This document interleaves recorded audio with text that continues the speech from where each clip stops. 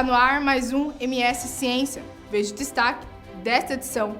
Para diminuir o impacto ambiental, uma pesquisadora do curso de pós-graduação em Química desenvolveu um bioplástico. O material é feito de plantas aquáticas. Veja mais detalhes na reportagem.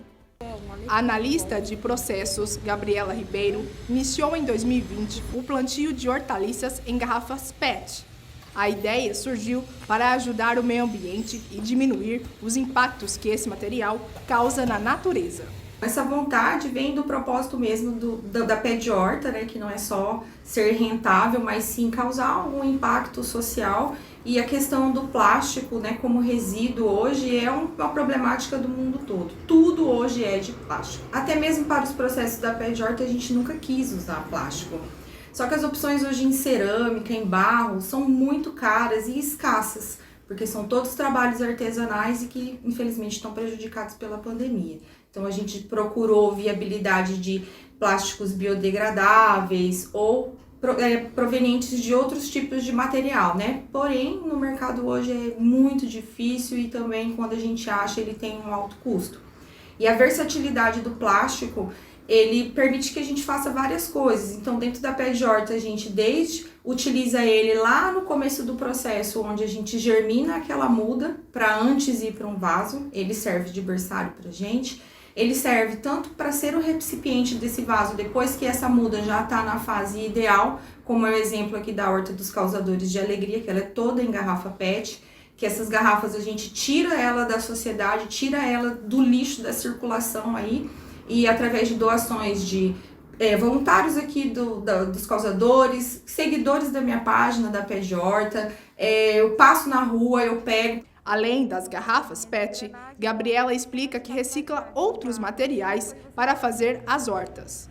A gente utiliza o cano de PVC, que também é um resíduo plástico. As células onde a gente germina essas mudas também são de plástico. O sombrite que vem por cima da horta para proteger dos raios solares também é de plástico. Muitos utensílios é de plástico, então a gente tenta utilizar e reutilizar, né? Tanto as pessoas que são clientes da Pé de Horta, eu reformo os vasos dela, a gente segura ao máximo para a pessoa não se desfazer, não descartar daquele plástico, a gente pinta, põe tecido, faz de tudo para manter aquilo ali até utilizar ele na totalidade do seu recurso, até para não descartar, né? Segundo a organização não-governamental WWF, 2.400.000 toneladas de plásticos são descartados de forma irregular no Brasil. Selma explica os prejuízos que esse material traz para a natureza. São os microplásticos. Os microplásticos e os nanoplásticos, eles são partículas de plástico muito pequenininhas. Vamos supor que os plásticos dos oceanos, que é o nosso principal problema atualmente, com plástico. Os animais, eles vão acabar ingerindo esses microplásticos. Além de eles poderem morrer com a ingestão, eles podem absorver, nós consumindo esses organismos, vamos estar absorvendo os microplásticos junto. Então, querendo ou não, ele vai entrar na nossa cadeia alimentar. Entendi. E dependendo da fabricação, dependendo do que foi feito esse microplástico, ele pode ser feito por produtos tóxicos. Então, nós vamos estar consumindo coisas tóxicas. Com o mesmo propósito, a mestranda em biotecnologia do curso de pós-graduação em Química da UFMS, Selma Rodrigues, iniciou uma pesquisa para desenvolver plásticos biodegradáveis, que têm como matéria-prima plantas aquáticas. Começou no passado, quando eu entrei no mestrado. Mas eu já queria estudar alguns meses antes. A ideia surgiu no final da minha graduação. Eu fazia um projeto de extensão sobre embalagens para alimentos. Aí um dia eu pensei, nossa, criar uma embalagem biodegradável, né? Porque as pessoas usam muito embalagem de plástico, você usa uma vez, joga fora. Elas são plantas que elas possuem uma alta taxa de reprodução. Elas se reproduzem muito rápido e elas se dispersam muito rápido também. Então, isso deixaria o processo bem mais rápido.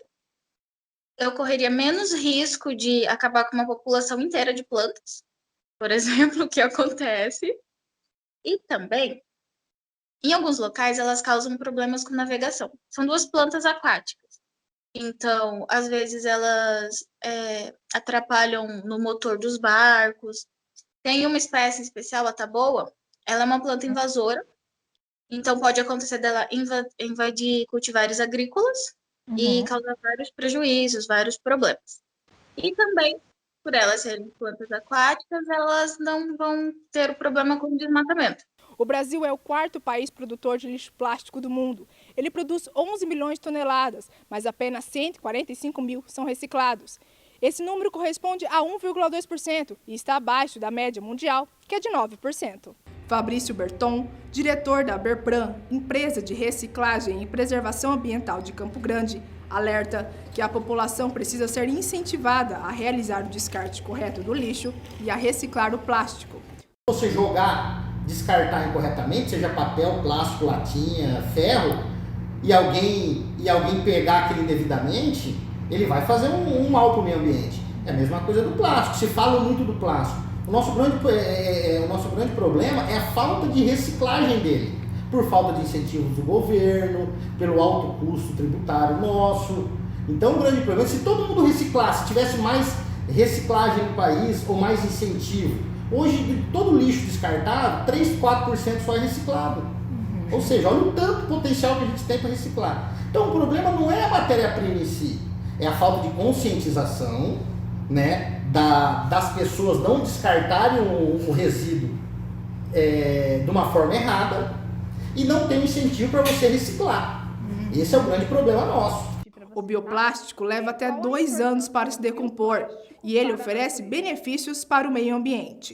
Os bioplásticos, a principal característica é que ele é produzido por fontes renováveis. Então, ao contrário dos plásticos comuns, que são produzidos por petróleo, uma hora ele vai acabar. O bioplástico não. Eu uso essas 2 espécies, a taboa e o camalote, para retirar a celulose, mas todas as plantas possuem celulose, eu posso usar qualquer outra.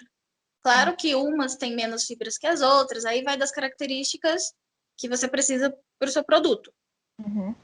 Ele é reciclável, ele gera muito menos impacto quando ele for descartado. As pessoas geralmente elas jogam, vamos supor, sacola plástica. Ela sendo de plástico comum ou bioplástico, ela vai jogar na rua. De toda forma. Não adianta. Pelo menos com o bioplástico, em 2 anos, ela já está decomposta. Plástico comum vai ter uns 400, 500 anos, em média. E os bioplásticos, eles vão gerar menos gases de efeito estufa na atmosfera, na fabricação. E o processo dele utiliza muito menos energia do que o plástico comum. Daniel Costa trabalha há 18 anos com reciclagem e explica a importância da reutilização do lixo para o meio ambiente. Nós estamos preservando o meio ambiente, né? Porque imagina todo esse material reciclado no meio ambiente, né? E os empregos que gera através da reciclagem, né? Por exemplo, o sustento meu e da minha família é diretamente da reciclagem e de todos os colaboradores da empresa. É o tempo que ele demora para se decompor. É o tempo que ele é vivo aqui entre a gente, né? Circulando de um lado para o outro. Então, acredito que a chegada do bioplástico no mercado, ela vem para dar um fim mais rápido para isso, né? E de maneira sustentável, com o mínimo de produtos químicos possível para terminar o resíduo aí com menos impacto, né, aí no meio ambiente. Eu acredito que vai ser um ganho imenso. A mestranda afirma que, após a conclusão da pesquisa, pretende abrir uma empresa para a produção do bioplástico. Pretendemos criar uma empresa, patentear o produto antes disso, como um produto patenteado. Depois que todos os testes derem certo, porque o processo ele é bem complicado. A gente vai fazendo os protótipos, pode faltar alguma característica, tipo, ele não tá tão maleável quanto ele precisa, a gente vai ter que refazer e ajustando várias formas. Depois que tudo isso estiver pronto, a gente consegue pedir uma patente. Depois da carta patente, a gente pensa em abrir uma empresa, abrir um negócio e comercializar. O MS Ciência termina aqui. Até o próximo programa.